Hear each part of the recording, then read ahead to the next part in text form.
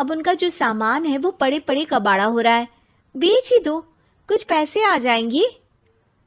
बात तो सही है। अगले संडे फुर्सत में यही करेंगे। अगले संडे रोहित सारा सामान कबाड़ी को घर बुला के दे देता है। तभी उसकी नजर बाबूजी की पुरानी टीवी पर जाती है, जो इतने सालों तक कूड़े में पड़ी थी, फिर भी चमचमा रही थी। टीवी तो देखो, जैसे एकदम नई हो।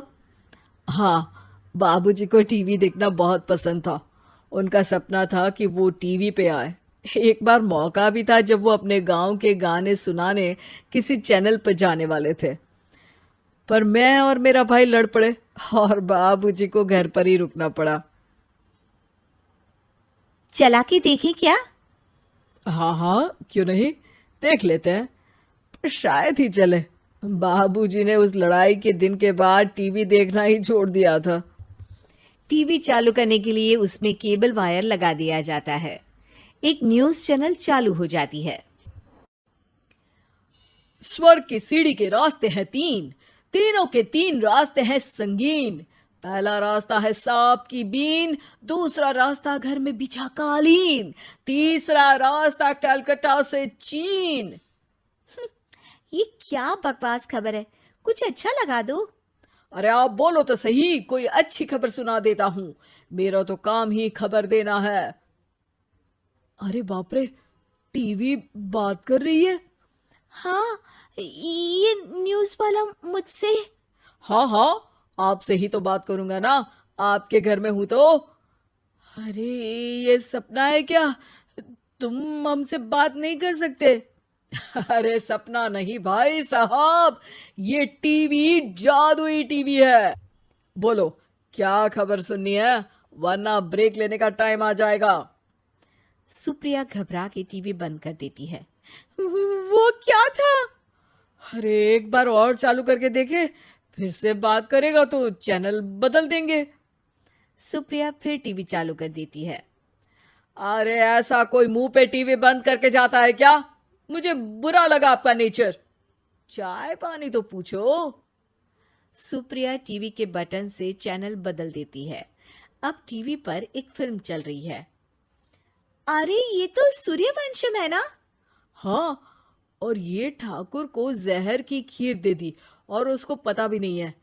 ए भाई, खीर मत पीना, उसमें जहर है, मत पीना। ठीक है महाशय, जैसा आप कहें। हाँ। अरे, आपकी बात मान ली, पूरी पिक्चर ही अब तो बदल जाएगी। मतलब ये सच में जादुई टीवी है? तभी वहां कबाड़ी आ जाता है।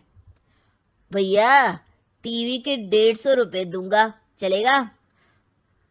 अरे 1.5 करोड़ में भी ना दे तुमको ये टीवी हम।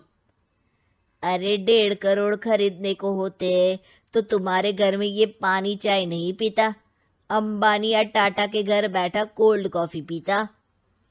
रोहित कबाड़ी का हिसाब करके उसे वहां से चलता करता है और अपने भाई शशिकांत को फोन लगा के बुलाता है। शशि थोड़ी ही देर में वहां पहुंच जाता है। क्या हो गया भैया? अरे बाबूजी का टीवी याद है? हाँ हाँ, जिसमें घुसे रहते थे हमेशा वो, और अपने को कुछ नहीं देखने देते थे। अरे वो अब जादुई टीवी बन गया है। भैया, आपकी बकवास करने की आदत अब तक नहीं गई। अरे आपके घर में बच्चे हैं, अब तो बड़ों जैसी बात करो। रोहित जाके टीवी चालू कर देता है। टीवी पर एक जादू का शो हो रहा है जिसमें एक जादूगर है। अब मैं अपनी टोपी में से कबूतर निकालूंगा। श्रिंग ब्रिंग शरिंग बम फोपा फुफी फुफा पाउ। टीवी से कबूतर निकलता है और शशिकांत के सर पर आकर बैठ जाता है। भैया, ये क्या हो रहा है? भैया इसे उड़ाओ। ए कबूतर, जा जा, कबूतर चल निकल। अब मैं टोपी में से सांप। सांप सुनते ही शशिकांत कांप जाता है और भाग के टीवी बंद कर देता है। भैया, सॉरी भैया, मैं समझ गया ये सच में जादुई टीवी है, पर एक बार और ट्राई करते हैं। पर भाभी, कोई दूसरा चैनल लगाओ जिसमें डर ना लगे। सुप्रिया टीवी चला देती है और न्यूज लगा देती है। अरे कितने दिनों बाद मुझे याद आया। बताइए क्या खबर सुनाओ। और ये नया आदमी कौन है? ये मेरा भाई है शशिकांत। ओह यस, वही है ना जिससे तुम लड़ लिए थे किसी बात पे और तुम्हारे बुढ़ाओ पिताजी गुस्सा हो गए थे और टीवी को संन्यास दे दिया था। हैं? तुमको कैसे पता ये सब?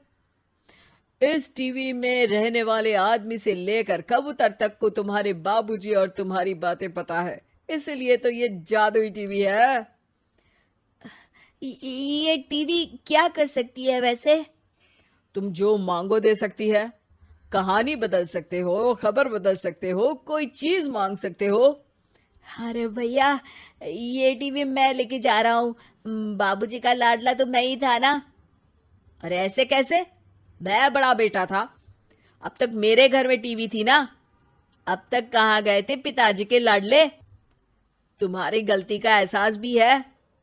अरे भैया, ज्यादा ना बोलो वरना भूल गए आपके दांत तोड़ दिए थे मैंने उस लड़ाई में। मेरी बीवी के सामने मेरी बेइज्जती करता है। रुक। दोनों भाई हाथापाई पे उतर जाते हैं। रुक, बताता हूं तुझे कि कौन बड़ा है। अरे छोटे का दम तो देख लीजिए आप। ये खबर आपके बाबूजी को देता हूं। तभी टीवी अचानक बंद हो जाता है। अरे, शायद टीवी नाराज हो गया। और लड़ लो, आए बड़े खली बनने। टीवी से एक तेज रोशनी निकलती है और टीवी में बाबूजी दिखाई देते हैं। बाबूजी आप? इतना चकरा क्यों रहा है? अपने बाप को नहीं पहचानता क्या? ये तो ऐसा ही है बाबूजी। प्रणाम बाबूजी। अरे चुप कर, तुम दोनों ही उल्टे हो। तुम्हारी वजह से मैंने टीवी में आने के सपने को छोड़ दिया, तुम्हारी लड़ाई की वजह से। और तो और, जितना मैं अपनी बीवी को नहीं देखता था उतना टीवी को देखता था, वो भी छोड़ दिया तुम दोनों की लड़ाई की वजह से। और अब मरने के बाद जब मैंने टीवी को जादुई टीवी बना दिया तो भी तुम इसका फल लेने की जगह लड़ रहे हो। अरे तुम तो लायक ही नहीं हो। अब तुमको बाबा जी का ठुल्लू भी नहीं मिलेगा। बाबूजी चले जाते हैं। टीवी बंद हो जाता है। रोहित और शशिकांत गिड़गिड़ा के टीवी के सामने हाथ जोड़ के बाबूजी को बुलाते हैं, पर टीवी सिर्फ धुआं निकालता रहता है।